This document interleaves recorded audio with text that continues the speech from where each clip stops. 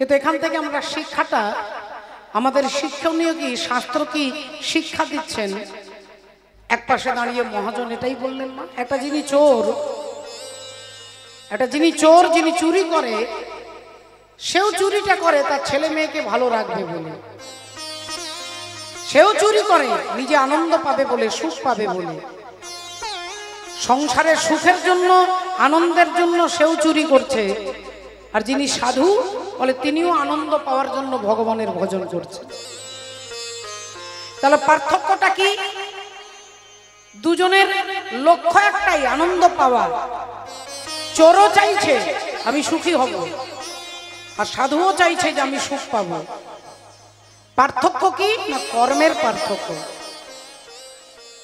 আর এই কর্মই আমাদেরকে অমরত্ব প্রদান করে। না, অমৃত খেলে শুধু অমর হওয়া যায় না। বললেন যদি কেউ এমন একটা কর্ম করে যেতে পারে সারা জীবনের জন্য তিনি অমর হয়ে যায়।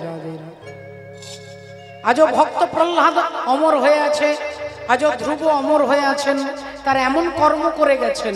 তাই কর্মই আমাদেরকে ধর্মের কাছে নিয়ে যাবে, আর ধর্ম ভগবানের কাছে নিয়ে যাবে। সারা জীবন ভালো কাজ করলেন, এমন একটা কুসঙ্গ হয়ে গেল, এমন একটা কুসঙ্গের প্রভাব পড়ে গেল যে সারা জীবনের ভালো কর্ম কলঙ্কে পরিণত হয়ে গেল।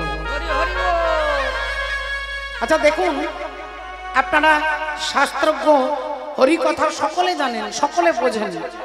24 পরগনা জেলার মায়েরা বাবারা তো অবশ্যই বোঝেন, অবশ্যই জানেন। আপনারা জানেন ভগবান রামচন্দ্রের মা 3 জন রানী ছিলেন রাজা দশরথের, তার মধ্যে একজন হলেন কৈকেয়ী। আচ্ছা, কৈকেয়ীর চরিত্রটা আমরা একটু শুনে নিই, তারপরে আপনারা বিচার করবেন। কৈকেয়ী, তার আসল নাম হচ্ছে, তার বাবার নাম হচ্ছে কৈকেয়ী রাজা। সেই কৈকেয়ী রাজ্যের রাজকন্যা বলে তার নাম, তাকে কৈকেয়ী বলে। কিন্তু তার একটা আলাদা নাম আছে, তার নাম প্রিয়ম্বদা। আর তিনি ছোটবেলা থেকে খুব ট্যালেন্টেড। তিনি ভূগোল জানে, তিনি বিজ্ঞান জানে, তিনি ডাক্তারি বিদ্যা জানে, তিনি যুদ্ধবিদ্যা জানে। তার উপস্থিত বুদ্ধি খুব প্রখর। কিন্তু কৈকেয়ী রাজা তার মেয়েকে সবসময় ছেলেদের পোশাক অর্থাৎ ধুতি পাঞ্জাবি পরিয়ে রাজকুমার সাজিয়ে রাখতেন। একদিন রাজা দশরথ, তার বাবা হচ্ছেন রাজা অজ, তাই রাজা অজ তার ছেলেকে ধনুর্বিদ্যায় পারদর্শী করবে বলে বিভিন্ন শিবির, বিভিন্ন সময়ে বিভিন্ন জায়গায় শিবির করা হতো। তাই কৈকেয়ী মা, তার রাজা, তার বাড়ি হচ্ছে কাশ্মীর, কাশ্মীরের মেয়ে হচ্ছে কৈকেয়ী। তা কাশ্মীরে তার রাজ্য, যেহেতু তাদের বাড়ি কাশ্মীর, রাজা দশরথ তিনি গেলেন ওই কাশ্মীরে শিবির করবার জন্য। ধনুর্বিদ্যা ভালো করে আরো শিখবে, আরো ভালো করে প্র্যাকটিস করবে, তাই কাশ্মীর চলে গেলেন। আর কাশ্মীর যখন গেছেন তখন মা প্রিয়ম্বদা কৈকেয়ী তার বাবাকে বলছেন, বাবা আমি অনেক ছোটবেলা থেকে রাজা দশরথের নাম শুনেছি, আমি একটু দেখবো তিনি কত বড় বীর। আর তিনি দেখবার জন্য এখন কি করবেন, রাজা দশরথকে দেখার ইচ্ছে জেগেছে। এখন ধুতি পাঞ্জাবি পরে শিবিরে পারমিশন নিয়ে যেতে হবে, দেখবো বললেই তো ঢুকতে দেওয়া যাবে না। এখন মা কৈকেয়ী তিনি পারমিশন কাগজ পত্র নিয়েছে, টিকিট পেয়েছেন। এখন রাজা দশরথ সেই সময় ধনুর্বিদ্যা প্র্যাকটিস করছিলেন। এমন সময় একটা নিরীহ হরিণের ওপরে ধনুকটা চলে যেত, সেই সময় মা কৈকেয়ী এমন একটা বাণ ছুড়লেন যে রাজা দশরথের তীরটা কেটে দুভাগ হয়ে গেল, মাঝখান থেকে মাঝ বরাবর চিরে গেল। রাজা দশরথ চমকে উঠলেন যে আমার বাণটাকে এইভাবে মাঝখানে নষ্ট করে দিতে পারে এত বড় বীর কে? এই যেই পিছন ফিরে তাকিয়ে দেখছেন অপূর্ব এক রাজকুমার দাঁড়িয়ে আছেন। রাজা দশরথ বললেন, আপনি কে? তিনি বললেন, আমি আপনাকে মিথ্যে কথা বলবো না, আমার নাম হচ্ছে, আমি কৈকেয়ী রাজার কন্যা, আমার নাম হচ্ছে প্রিয়ম্বদা। বললেন, তোমার নাম আমি অনেকদিন শুনেছি, তুমি মেয়ে হয়েও নাকি বিরাট বীর। তাহলে তোমাদের রাজ্যে এসেছি, রাজা দশরথের সঙ্গে আলাপ আলোচনা হলো, কিন্তু ভক্তিমতী মায়েরা এখন প্রিয়ঙ্গদা মনে মনে চিন্তা করছে যে অযোধ্যা রাজ্যটাকে রাজা রাবণ বিভিন্ন দিক থেকে ঘিরে রেখেছে। মহারাষ্ট্রে আছে কে? শূর্পণখা, খরদূষণ, ওখানে আছে, ওই দিক থেকে ঘিরে রেখেছে। বিহারে কে আছে? না, বিহারে আছে ভক্তমণ্ডলী ভক্তিমতী মায়েরা, সেখানে এক অসুরকে রেখেছে, তারকা, তারকা রাক্ষসীকে রেখেছে। এইদিকে লঙ্কাতে রাবণ আছে, বিভিন্ন দিক থেকে অযোধ্যাকে ঘিরে রেখেছে। এখন মা কৈকেয়ী মনে করছে যে রাজা দশরথ কিছু করছে না কেন? চারিদিকে এত রাক্ষস, এত সাধুদের উপরে অত্যাচার, এত ভক্তের উপরে অত্যাচার, অথচ রাজা দশরথ কোনো চিন্তাই করছে না। তাহলে এক কাজ করি, এই রাজ্যটাকে রাক্ষস মুক্ত করতে গেলে রাজা দশরথকে বিবাহ করতে হবে। রাজা দশরথ বয়সে অনেক বড়, অনেক বৃদ্ধ, বুড়ো, তবুও বিয়ে করলেন। শুধু কেন না, শুধুমাত্র ওই রাজ্যটাকে রক্ষা করবার জন্য প্রিয়ঙ্গদা মা কৈকেয়ী রাজা দশরথকে বিবাহ করলেন। তিনি ডাক্তারি বিদ্যায় কত ভালো ছিল, রাজা দশরথের এমন ক্ষমতা ছিল, তিনি 10টা রথকে একসঙ্গে চালনা করতে পারতেন। 10টা রথকে তিনি চালনা করতে পারেন, তাই তার নাম হচ্ছে রাজা দশরথ। আর সেই রাজা দশরথ একদিন দেবতার অসুরদের যুদ্ধে দেবতাদের হয়ে যুদ্ধ করতে গেছে, আর সেইখানে একটা আঘাত পেয়ে গেছে। রাজা দশরথ দুর্বল হয়ে গেছে। মা কৈকেয়ী চিন্তা করলো, রাজা দশরথ দুর্বল হয়ে গেছে, এখন অন্যান্য রাজ্যের রাজারা যদি জানতে পারে যে রাজা এই সময় দুর্বল, তাহলে অযোধ্যাকে আবার আক্রমণ করবে। কিরকম বুদ্ধিমতী! অমনি কৈকেয়ী বললেন, এক কাজ করো, রাজা দশরথকে ভেতরের একটা ঘরে তাকে শুইয়ে রাখো, নিজে ডাক্তারি বিদ্যা করে, নিজে চিকিৎসা করে। বুড়ো আঙুলের কোনাতে নখ কোনা হয়েছিল, পেকে গেছে, পচে গেছে, পুজ হয়ে গেছে। আর এই আঙুলটা তখনই ভালো হবে যদি কেউ মুখ দিয়ে সেটাকে পরিষ্কার করে। মা কৈকেয়ী অসুস্থ রাজা দশরথকে নিজের মুখে করে পুজ পরিষ্কার করে দিতেন। এই আঙুলটা যখন ভালো হয়ে গেল, তখন রাজা দশরথ কৈকেয়ীকে বললেন, বলো তুমি কি চাও, আজকে তুমি যা চাইবে তোমাকে তাই দেব। মা কৈকেয়ী বললেন, স্বামী, আমি আপনার কাছে 2টো বর চাইবো, তবে এখন চাইবো না, পরে চাইবো। এখন চাইবো না, পরে চাইবো। তাহলে আপনারা এতক্ষণ শুনলেন মা কৈকেয়ীর চরিত্র। তিনি ডাক্তারি বিদ্যা জানে, তিনি জিওগ্রাফি জানে, তিনি রাজনীতি জানে, তিনি যুদ্ধ করতে জানে, তিনি রথ চালাতে জানে। এত গুণে যিনি গুণান্বিতা, সেই মা কৈকেয়ী কার পাল্লায় পড়ে গেল বাবা? কার পাল্লায় পড়ে গিয়ে গোটা জীবনটাকে তছনছ হয়ে গেল। কার জন্য না, তার বাড়িতেই একজন দাসী ছিলেন, তার নাম হলো মন্থরা। আর ওই মন্থরা যিনি মনকে নড়িয়ে দেয়। আপনার মন একটা জায়গা স্থির, আমি কীর্তন শুনতে যাব, আমি হরি কথা শুনতে যাব, আমি ভাগবত শুনবো, এমন একজন বান্ধবীর সঙ্গে, এমন একজন বন্ধুর সঙ্গে দেখা হয়ে গেল, আপনি কীর্তন ছেড়ে দিয়ে বাজারে গিয়ে চায়ের দোকানে বসে আছেন, তাহলে এটা হচ্ছে অসৎসঙ্গ, যিনি আপনাকে ভগবানের কথা বিমুখ করে দেয়। তা যে মা কৈকেয়ী এত বুদ্ধিমতী নারী, তিনি পড়ে গেলেন মন্থরার পাল্লায়। আর মন্থরা এসে বললেন যে, ওরে ওরে কৈকেয়ী, তুই কি করছিস? রাম হবে রাজা, আর তুই রাজমাতা হবি না, রাজমাতা হবে কৌশল্যা। তুই ধেই ধেই করে নাচছিস। তুই এক কাজ কর, তুই তোর স্বামীর কাছে 2টো বর পেতিস, ওই 2টো বর তুই আজকে চেয়ে নে। আর প্রথম বরটা চাইবি যে রাম 14 বছরের জন্য বনবাসে যাবে, আর তোর ছেলে ভরত রাজা হবে। এই 5 মিনিটের, এই আধ ঘন্টার সঙ্গে মা কৈকেয়ী কি করলেন, রাজা দশরথকে বললেন, ওই 2টো বর আমাকে দিতে হবে। আর রামচন্দ্রকে বনবাসে পাঠিয়ে দিলেন, নিজের ছেলে ভরতকে রাজা করে দিলেন। ভক্তিমতী মায়েরা, ঘটনাটা শাস্ত্র কেন বলছে না, সাধু সাবধান ফের কইও অবধান। আপনার জীবনে অনেক ভালো কাজ আপনি করেছেন, অনেক করেন, হরি কথা শোনেন, হরি নাম করেন, হরি ভজন করেন, কিন্তু মাগো ওই এক মুহূর্তের ভুলে গোটা জীবনটা পাল্টে যেতে পারে, সেটা হচ্ছে অসৎ সঙ্গ। তাই সাধু সঙ্গ সর্বশাস্ত্রে কয়, লবমাত্র সাধু সঙ্গ জীবের সর্বসিদ্ধি। হরি হরি বল। আপনারা মায়েরা বাবারা বলবেন তাহলে আমাদের কর্তব্য কি? বলে কর্তব্য শুধু ভগবানকে প্রার্থনা করবেন যে হে দয়াময়, আমি যেন অসৎ সঙ্গের পাল্লায় না পড়ি, আমি যেন তোমার নাম করতে পারি।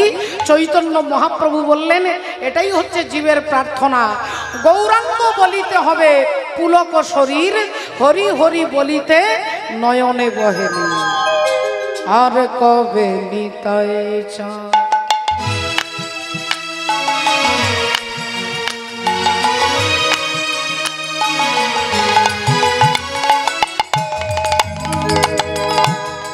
আর কবে নিতাই চা।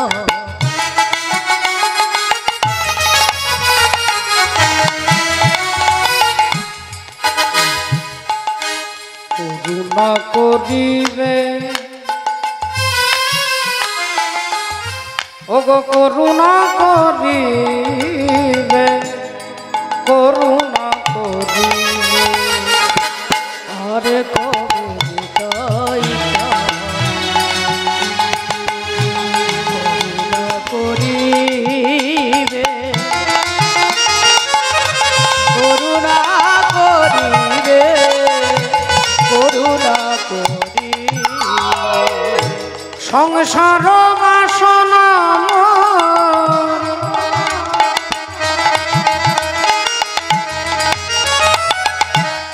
কবে তুচ্ছ হবে,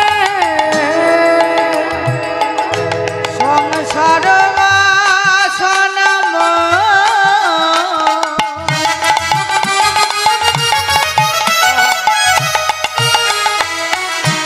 কবে তুচ্ছ হবে, হরি বলে কে দেবে রাবা, আমি হরি বলে কে দেবে রাবা, বলো হরি বলে কে দেবে রাবা, আমি হরি বলে কে দেবে রাবা,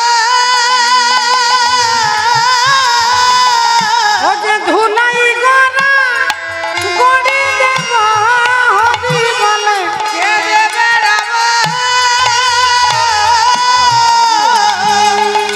ধুলাই গড়া গড়ি দেব, হরি বলে কে দেবে রাবা, বলি সংসার বাসনা ওগো কবে তুচ্ছ হবে, সংসার বাসনা কবে তুচ্ছ হবে, সংসার বাসনা কবে তুচ্ছ হবে, সংসার বাসনা কবে তুচ্ছ হবে। সাধু সঙ্গ সর্বশাস্ত্রে কয়, লবমাত্র সাধু সঙ্গ জীবের সর্বসিদ্ধি হয়। সর্বসিদ্ধি হবে মা, জীব যদি সাধু সঙ্গ করে আপনি যা চাইবেন তাই হবে, কিন্তু সাধুকে সাধুর মতো হতে হবে। আর আপনার সঙ্গের সাধু সঙ্গ কাকে বলে আগে এটা জানতে হবে। এই যে এখানে কীর্তন শুনছেন, বছরের পর বছর বিভিন্ন জায়গায় ছুটে যাচ্ছেন, আগে আপনাকে লক্ষ্যটা স্থির করতে হবে যে আপনি কেন কীর্তন শুনতে যাচ্ছেন। আমি কেন কীর্তন শুনতে যাচ্ছি, আমি কেন কীর্তন করছি, আমি কেন নামের মালা জপ করছি, আমি কেন তীর্থে যাচ্ছি, আগে আপনাকে লক্ষ্যটা স্থির রাখতে হবে। আর লক্ষ্য যদি লক্ষ্য রকমের হয় তাহলে একটাও সিদ্ধান্তে পৌঁছাতে পারবেন না। আগে আপনাকে লক্ষ্য স্থির করতে হবে যে আমি এই জন্য কীর্তন শুনছি, আমি ভগবান আমাকে পাওয়ার জন্য কীর্তন শুনছি, আমি আমার একতলা বাড়ি দুতলার জন্য কীর্তন শুনছি, আমার ছেলেটার চাকরির জন্য কীর্তন শুনছি, আমি একটা নাতি পাওয়ার জন্য কীর্তন শুনছি। আগে আপনি লক্ষ্যটা স্থির করুন, আপনি কি চাইছেন। লক্ষ্য যতক্ষণ স্থির না হবে লক্ষ্য ভেদ করা সম্ভব হবে না বাবা। লক্ষ্যকে ভেদ করতে গেলে আপনাকে লক্ষ্য স্থির করতে হবে। আপনারা সকলে জানেন মহাভারতে দেখাচ্ছেন গুরু দ্রোণাচার্য তার সমস্ত ছাত্রদেরকে শিষ্যদেরকে ডেকেছে। সবাই যখন লম্বা লাইন দিয়ে দাঁড়িয়েছে হাত জোড় করে গুরুদেবকে প্রণাম করে, গুরুদেব বললেন আজকে তোমাদের ইন্টারভিউ নেওয়া হবে, পরীক্ষা হবে। কি পরীক্ষা? বলে ওই দেখো গাছের ডালের ওপরে একটা পাখি বসানো আছে, ওই পাখির যে চোখ সেই চোখটাকে লক্ষ্য ভেদ করতে হবে। পাখির যে চোখ সেই চোখটাকে লক্ষ্য ভেদ করতে হবে। যিনি পারবেন তিনি হবেন আমার প্রধান শিষ্য। ছাত্রদের মধ্যে একটা আলোড়ন সৃষ্টি হয়ে গেল, পারতে হবে, গুরুদেবের প্রধান শিষ্য হতে হবে। সবাই একটা হই হই ব্যাপার, সকলের একটা টান টান ভাব। সবাই ভাবলো তাহলে বেশ পাখির চোখকে লক্ষ্য ভেদ করতে হবে। বেশ কয়েকজন একটু প্র্যাকটিস শুরু করে দিল। একজন রাধে রাধে, কেউ ভগবানকে ডাকতে লাগলো, কেউ ইষ্ট দেবতাকে ডাকতে লাগলেন। এইবার ধনুর্বাণ নিয়ে সবাই দাঁড়িয়ে গেলেন। পাখির চোখকে লক্ষ্য ভেদ করতে করতে কেউ পারলেন না। এক এক করে আসছে, যুধিষ্ঠির এলেন, পারলেন না, ভীম এলো, পারলেন না। কেউ যখন পারছে না সবাই ব্যর্থ। গুরু দ্রোণাচার্য অর্জুনের দিকে তাকিয়েছেন, বাবা অর্জুন এবার তুমি দেখাও, তুমি যদি না পারো তাহলে জানবো আমার সমস্ত ছাত্রদেরকে এখনো ট্রেনিং সম্পূর্ণ হয়নি। অর্জুন অমনি গুরুদেবকে প্রণাম করে আর অমনি পাখির চোখটাকে লক্ষ্য ভেদ করবে। ধীরে ধীরে ধনুর্বাণ ধনুকের মধ্যে ছিলার মধ্যে বাণটাকে নিয়ে আর যেই তীরটাকে ছুঁড়ে দিল অমনি পাখির চোখটা সোজা লক্ষ্য ভেদ হয়ে গেল। সমস্ত ছাত্ররা তালি দিল, সবাই উলুধ্বনি দিল, হরিধ্বনি করলো। গুরু দ্রোণাচার্য আনন্দে তার বুকটা ভরে গেল। অর্জুনকে ছুটে গিয়ে জড়িয়ে ধরলেন। কিন্তু কাজটা তো এখানেই শেষ নয়। বাবা অর্জুন তুমি ওখানে দাঁড়াও, এরা সবাই শুনবে আজকে তুমি কিভাবে লক্ষ্য ভেদ করলে, এদেরকে বলে দাও। যেটা কেউ পারলো না সেটা তুমি পারলে কি করে? অর্জুন বললেন গুরুজি আপনি যখন বললেন পাখি গাছের ডালের ওপরে বসানো আছে, আমি প্রথমে পুরো গাছটাকে দেখলাম, টোটাল গাছটাকে দেখলাম। গাছটাকে দেখতে দেখতে দেখতে সমস্ত গাছ থেকে চোখটা সরিয়ে এনে যে ডালের মধ্যে পাখিটা বসে আছে সেই গোটা ডালটাকে দেখলাম। বলে ডালটাকে দেখতে দেখতে দেখতে এবার ডাল থেকে চোখটাকে সরিয়ে নিয়ে আমি শুধু পাখির সারা দেহটাকে দেখলাম। পাখির দেহ থেকে চোখটা সরিয়ে নিয়ে এইবার পাখির গোটা মুখটাকে দেখলাম। এবার সমস্ত মুখ থেকে চোখটাকে সরিয়ে নিয়ে পাখির চোখ আর আমার চোখ, এই দুটো চোখ যখন এক জায়গায় কেন্দ্রীভূত হলো তখনই আমি তীরটা ছুঁড়ে দিলাম। আর অমনি কি হলো না লক্ষ্য ভেদ হয়ে গেল। হরি হরি বল। তাহলে আপনাদেরকে আমাকে বুঝতে হবে এখানে ঘটনার মধ্যে কি বোঝাচ্ছেন না, লক্ষ্য বস্তু পেতে গেলে আগে গোটা জগৎ থেকে চোখটাকে সরিয়ে আপনি যা চাইছেন, আপনার চাওয়া আর ভগবানের চাওয়াকে একটা জায়গায় কেন্দ্রীভূত করতে হবে। যদি আপনি ভগবানকেই চান আপনাকে লক্ষ্যটা স্থির রাখতে হবে। বলে লক্ষ্য যদি স্থির থাকে, শিশুর নেহারি লক্ষ্য মাতৃস্তন পানে। একটা বাচ্চা ছেলের লক্ষ্য আমি মায়ের স্তনের দুগ্ধ পান করব, এটাই তার লক্ষ্য, আর সে কিছু চাই না। শিশুর নেহারি লক্ষ্য মাতৃস্তন পানে, মাতালের স্থির লক্ষ্য মদিরা সন্ধানে, সতী খুঁজে পুঁজিবারে পতির চরণ, কুলোটার লক্ষ্য হরে কিসে পরমন, বাঁদরের লক্ষ্য শুধু ফলের বাগান, শুকুনির লক্ষ্য দুর্ভাগাড়ের সন্ধান, শৃগালের লক্ষ্য মৃতদেহ লয়ে টানাটানি, আর নিন্দুকের লক্ষ্য শুধু পরনিন্দা গ্লানি, জ্ঞানীর লক্ষ্য শুধু তর্ক উপার্জন, আর ভক্তের লক্ষ্য শুধু শ্রীহরির চরণ। তাহলে ভক্তের লক্ষ্য যদি ভগবানের চরণ হয়, সেই চরণ পাওয়ার জন্য আজকে আপনারা এখানে একত্রিত হয়েছেন। ও বলি করিবি যদি হরির ভজন, ও ও খেপা করবি যদি হরির ভজন, ও যে ছাঁচার জল মোড় কচাই ওঠা। ছাঁচার জলটাকে মোড় কচাতে ওঠাতে হবে। মোড় কচা মানে কি? দেখবেন ঘরে একটা চাল থাকে, ওই ঘরের চালটাকে আমাদের পুরুলিয়া, বাঁকুড়া, বীরভূম, বর্ধমান জেলাতে মোড় কচা বলে বলে। তা বীরভূমের কবি এই সুন্দর গানটা লিখেছেন, তাই তিনি মোড় কচা বলছেন। ছাঁচার জল মোড় কচায় ওঠা, অর্থাৎ নিচ থেকে ঊর্ধ্বগতি হতে হবে। রাধে রাধে। ও যে ছাঁচার জল মোড় কচায় ওঠা, ও হরি ভজন করো একা, হরি সাধন করো একা, হরি ভজন করো একা, হরি সাধন করো একা, হরি ভজন করো একা, হরি সাধন করো একা। ও যে করবি যদি, ও খেপা করবি যদি হরির ভজন, তবে ছাঁচার জলময় কচাই ওঠা ভজন।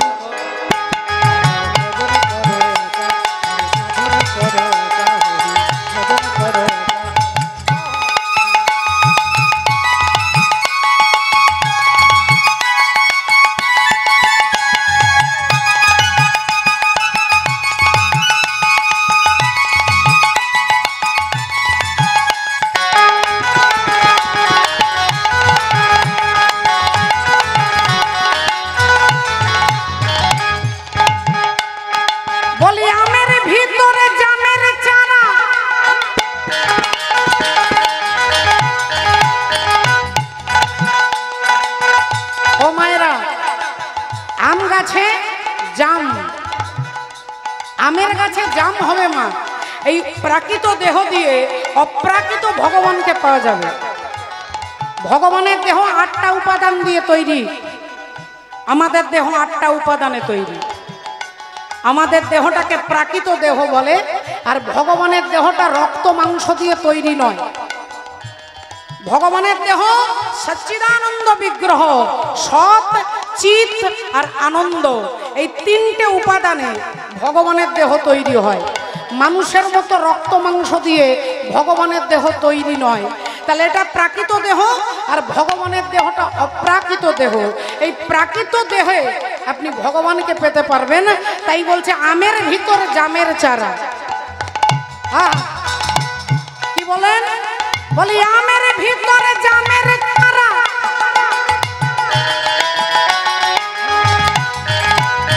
ও যে 3টি বটাই আটা আর 4 রকমের ফল ধরেছে, ও খেপা 5 রকমের মিঠা।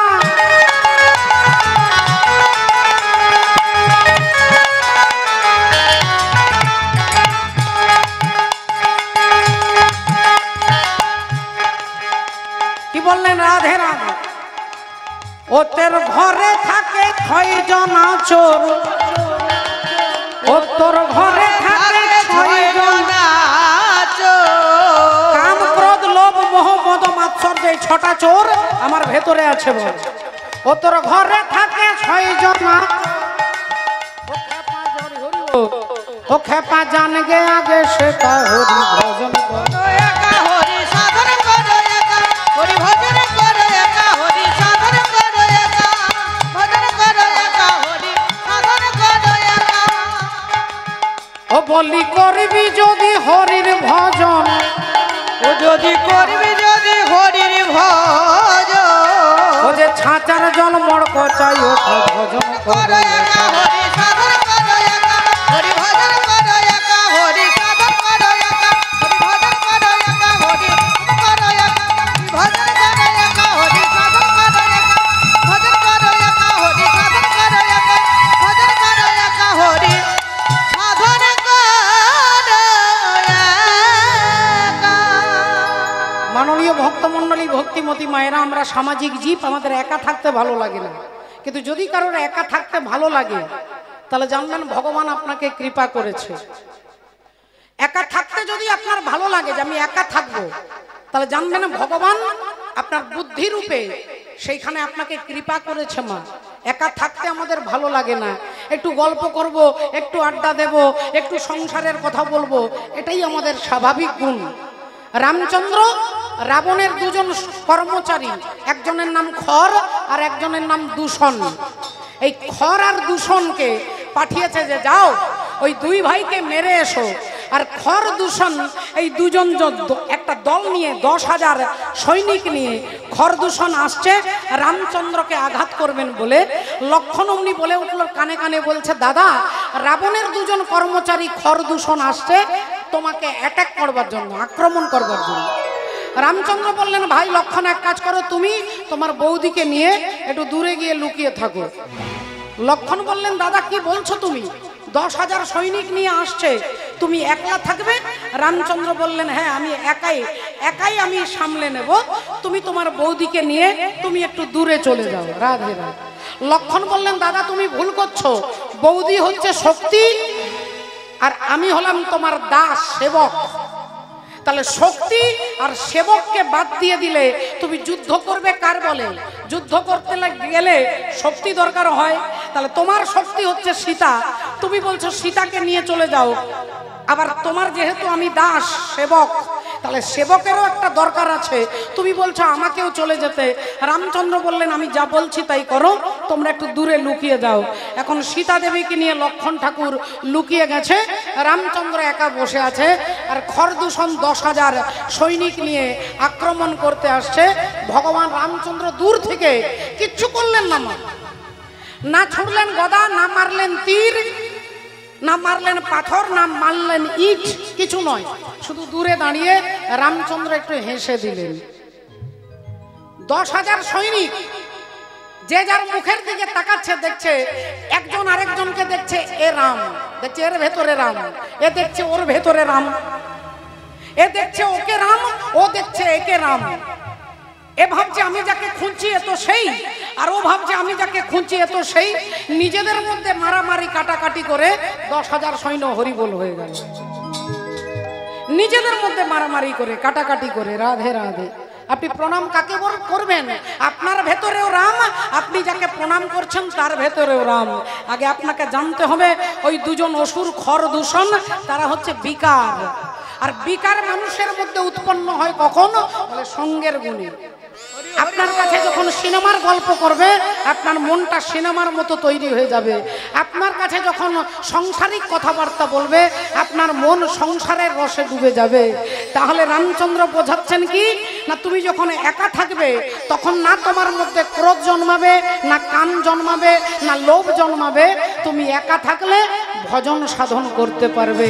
তাই একা যদি কেউ ভজন সাধন করে তার ভেতরের বিকার ধ্বংস হয়ে যাবে। এই কারণে মাঝে মাঝে 24 ঘন্টার মধ্যে অন্তত আধ ঘন্টা যদি কেউ একা থাকে, এই জন্যে ধ্যান করতে বলে, তপস্যা করতে বলে, ভজন করতে বলে। কেন?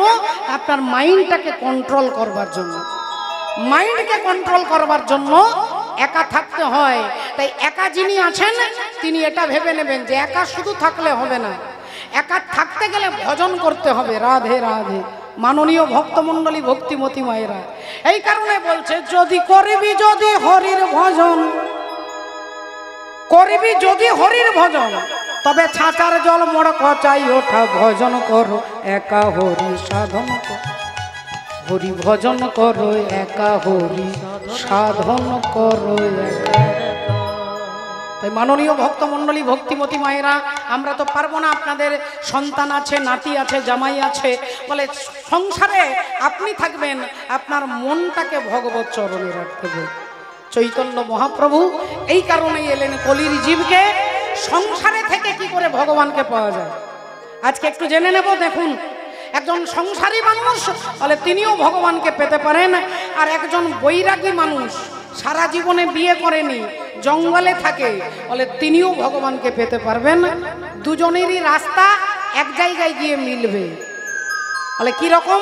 বলে একটা হচ্ছে লোকাল রাস্তা আর একটা হচ্ছে বাইপাস রাস্তা। বাইপাস রাস্তা দিয়ে যিনি যায় সেখানে না আছে কোনো জ্যাম, না আছে কোনো ট্রাফিক গন্ডগোল, না আছে রাস্তা উঁচু নিচু, সেখানে কোনো কিছু ঝামেলা নেই, গাড়ি সোজা চলে যাবে। বাইপাস দিয়ে অনেক তাড়াতাড়ি আপনি পৌঁছাতে পারবেন।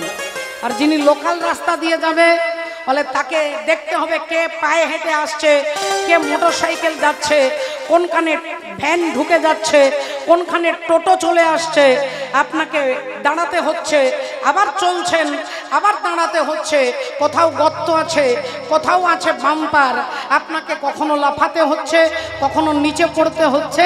এই ধাক্কা খেতে খেতে খেতে আপনি আপনার গন্তব্যে পৌঁছাচ্ছেন। এটা হচ্ছে সংসারী মানুষ। সংসারে জ্বালা আছে, যন্ত্রণা আছে, ব্যথা আছে, চিন্তা আছে, দুঃখ আছে, বেদনা আছে, হতাশা আছে। এত কিছুর মধ্যে যদি আপনি ভগবানের ভজন করতে পারেন, তাহলে এই লোকাল রাস্তাতে একদিন আপনি আপনার ঘরে পৌঁছে যাবেন। আর বাইপাস রাস্তা দিয়ে গেলে বলে না আছে ছেলে, না আছে নাতি, না আছে মেয়ে, না আছে জামাই, কোনো কিছুই গন্ডগোল নেই, সোজা চলে যাচ্ছেন। কিন্তু দুজনেই যাচ্ছে কোথায়? বলে ভগবত ধামে, হরি হরি বল, ভগবানের ধামে। তাই মহাপ্রভু বললেন যে হরিনাম করো, হরিনাম ছাড়া আপনি বাইপাস দিয়েও ভগবানের কাছে যেতে পারবেন না, আর লোকাল রাস্তা দিয়েও যেতে পারবেন না। তাই হরিনামটা করতে হবে মা। হাসি মাখা বদনে আর ছল ছল নয়নে, নয়নে আনন্দ কাননে মন ভ্রময়নিবা। একবার হরি বল, হরি বল মনে রে আমার,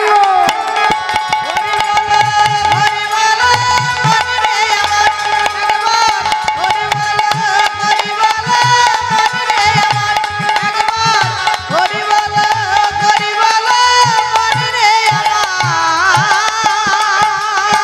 বলি হাসি মাখা বদনে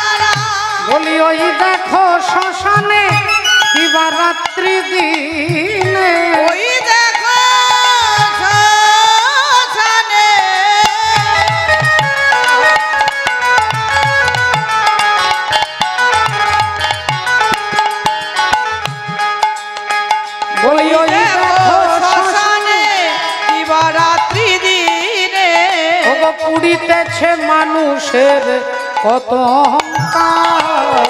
হরি বল,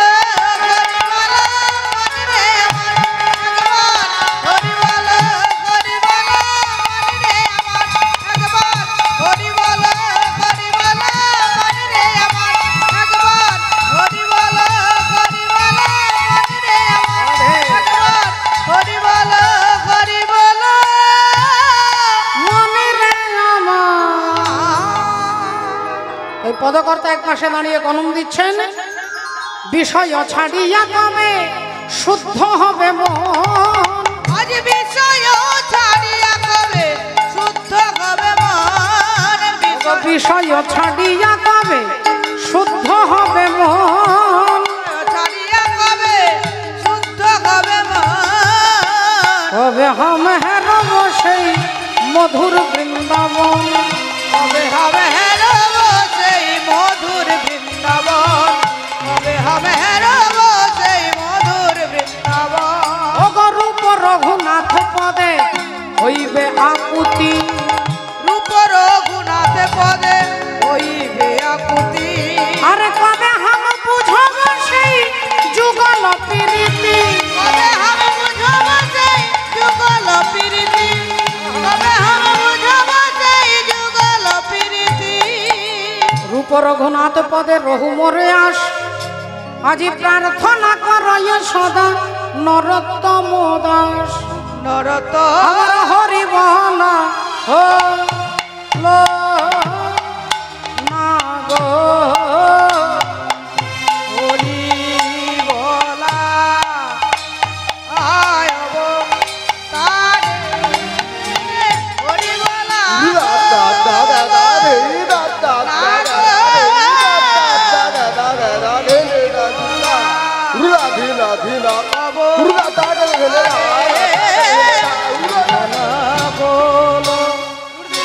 खिता गुरुदा की जहाँ गुरुदिनीता खिता गुरुदा जहाँ तेरे तेरे गले लग तेरे गले गले लग तेरे गले जा तेरे लग तेरे गले जा गुरुदा की जहाँ गुरुदिनीता खिता गुरुदा की जहाँ गुरुदिनीता खिता गुरुदा जहाँ तेरे तेरे गले लग तेरे गले जा जहाँ गले गले जा जहाँ जहाँ गले गले जा गुरु जा जा जा घिजा जा जा घिजा जा जा घिता गुरु जा जा जा घिजा जा जा घिजा जा जा घिता गुरु घना ता ता खता ता ता खता ता खिता ता खिता ता खिता गुरु दा दा दा गे दा गे दा जहाँ तेरे तेरे गली दा तेरे गली दा दा दा गे दा गे दा जहाँ तेरे तेरे गली दा तेरे गली दा जहाँ तेरे तेरे गली दा तेरे गली गली गली जा आ जा जा तेरे गली जा आ जा जा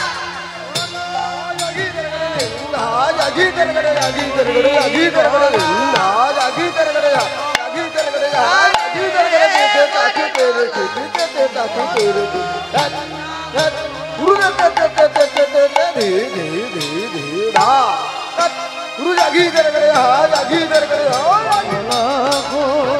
तेरे गले जागी तेरे गले नहीं ताकि तेरे गले जा जा जा जा तेरे तेरे तेरे गले जागी तेरे गले नहीं ताकि गुरु दा दा गे दा गे दा जा तेरे तेरे गले जागी तेरे गले दा दा गे दा गे दा हाँ तेरे तेरे गले गुरु दा दा दा गे दा गे दा हाँ तेरे गले दा गे तेरे गले गुरु दा जा गुरु दा जा हाँ तेरे गले दा गे तेरे नहीं ताकि जा नहीं ताकि जा गुरु दा जा जा हाँ तेरे तेरे तेरे गले दा गे तेरे गले नहीं ताकि तेरे गले जा जा हाँ तेरे तेरे तेरे गले दा गे तेरे गले नहीं ताकि गुरु दा दा गे दा गे दा हाँ तेरे तेरे गले दा गे दा दा गे दा गे दा हाँ तेरे तेरे गले दा गे तेरे दा दा गे दा हाँ तेरे गले दा गे तेरे गले गुरु दा हाँ गुरु दा हाँ तेरे गले दा गे तेरे नहीं ताकि हाँ बोलो ना गो हरि बोला अवतारे हरि बोला हलो ना गो हरि बोला अवतारे हरि बोला हलो ना गो हरि बोला अवतारे हरि बोला हलो ना गो हरि बोला अवतारे हरि बोला हलो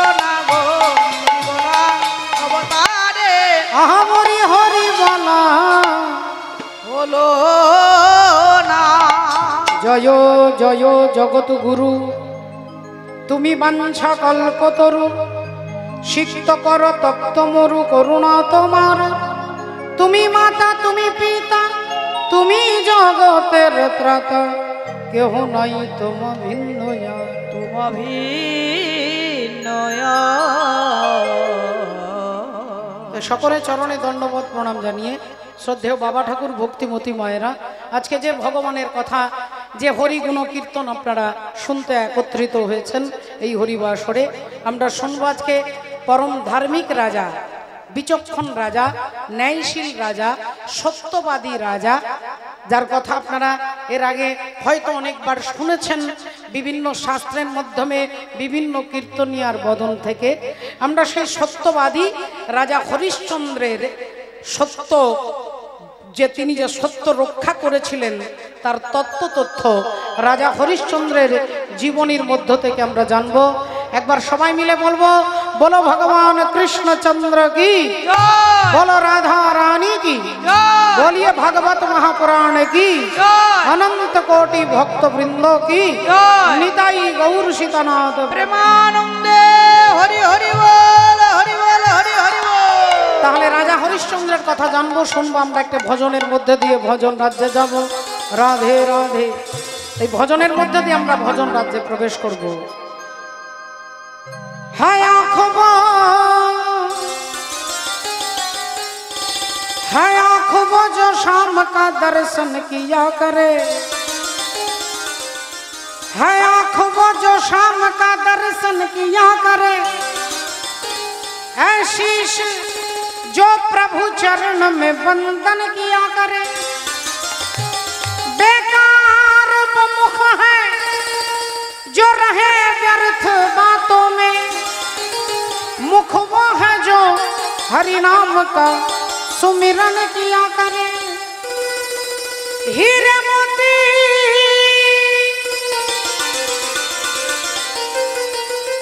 हीरे मोती से नहीं शोभा है हाथ की, जो हाथ भगवान का पूजन किया करे। मर कर भी अमर नाम से जीव की जग में, प्रभु प्रेम में बलिदान जो जीवन दिया करे।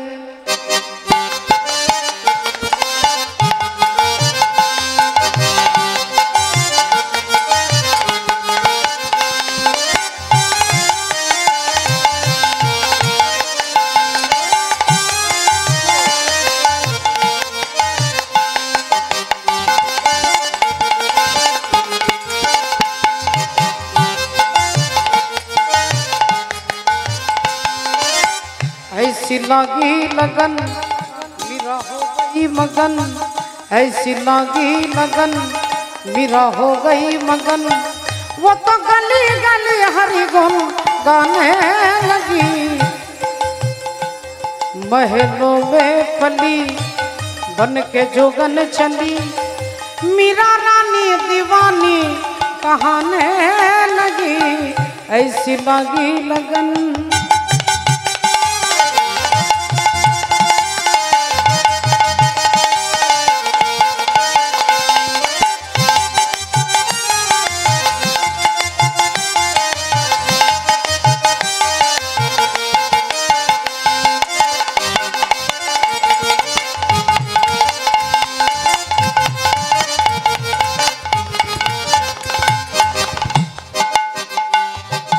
कोई रोके नहीं, कोई टोके नहीं,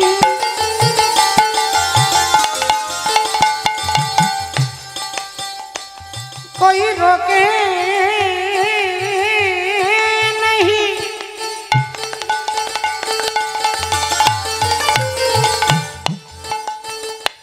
और कोई टोके नहीं। मेरा गोविंद गोपाल गाने लगी, बैठे संतों के संग रंग मोहन के रंग। मेरा प्रेमी प्रीतम को मनाने लगी, वो तो गली गली हरि गुण गाने लगी। ऐसी लगी लगन मेरा हो गई मगन, वो तो गली गली हरि गुण गाने लगी। ऐसी लगी लगन।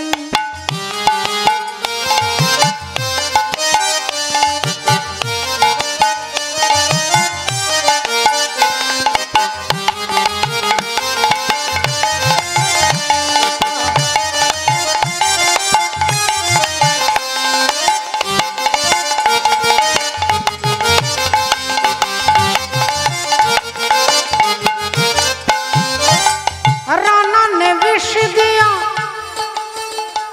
मानो अमृत पिया।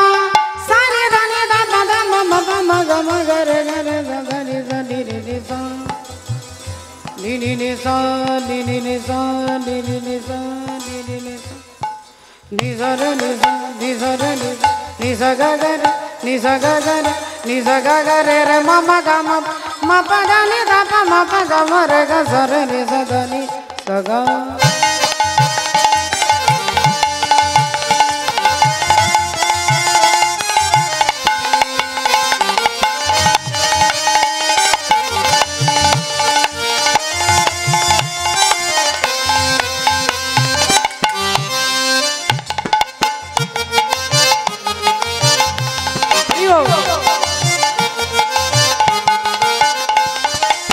राणा ने विष दिया मानो अमृत पिया, वो तो सागर में सरिता समाने लगी।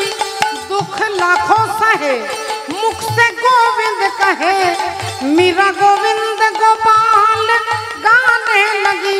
वो तो गली गली हरि गुण गाने लगी। ऐसे लगी लगन मेरा हो गई मगन, ऐसी लगी लगन मेरा हो गई मगन।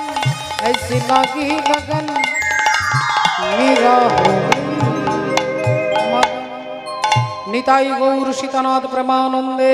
हरि हरि बोल हरि बोल हरि हरि बोल। তাহলে ভক্তিমতী মায়েরা আজকে রাজা হরিশ্চন্দ্রের কথা জানতে গেলে শুনতে গেলে আমরা জেনে নেব তিনি হচ্ছেন অযোধ্যার রাজা। অযোধ্যার রাজা রাজা হরিশ্চন্দ্র, বাবার নাম হচ্ছে হরিবীজ, আর হরিবীজের বাবা হচ্ছেন হারিত।